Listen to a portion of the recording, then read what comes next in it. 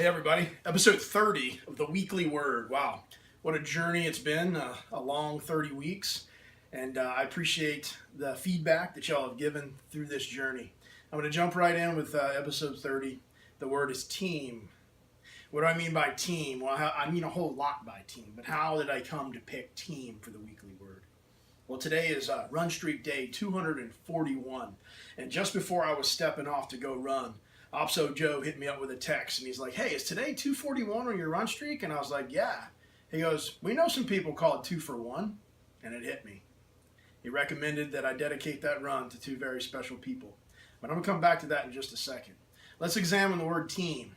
And what am I talking about when I say team? Well, the obvious, really. The idea that there's no I in team, that two people together or a group of people together can form a team to just achieve just amazing things, how they can pull and be driven by one another to accomplish objectives that maybe were unseen to other people. You might remember episode 31 of Spotlight Saturday, where we had a chance to introduce Angel Team 2 for 1. And when we're talking about an angel team, you could also be talking about a fire team. We call that in the Marine Corps, where 4 people come together and are really the smallest organized team or smallest organized force in the Corps. And they work through their objectives together.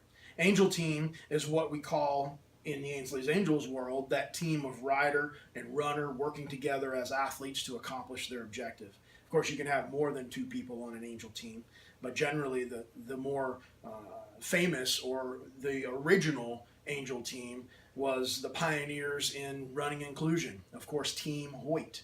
And as we've learned of other teams across the world, there's so many of them. Team Babsy up in Massachusetts. I'd be foolish, actually, to start to try to mention them all. Of course, Team Running and Screaming right here in Virginia Beach. A lot of you have had a chance to meet Bean. Today's Bean's birthday, so a big happy birthday to him.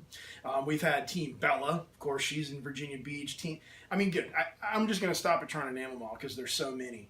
And of course, in football, the team comes together to do things. In baseball, I can remember one of my first life lessons, many of them were on a baseball diamond or at a baseball field watching a team, sometimes participating on that team.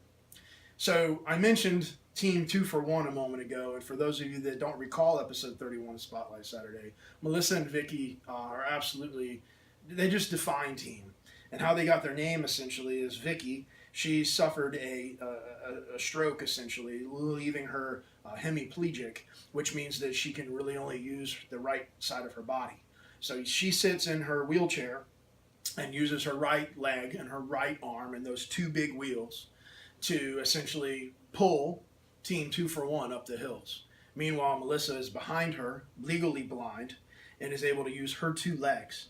So between the 2 legs and the 2 parts of the right side of Vicky's body, they're able to form 2 for 1, and together they operate as one to accomplish objectives unseen before. I am excited, of course, to dedicate Weekly Word Team episode 30, a milestone in and of itself, to episode 30.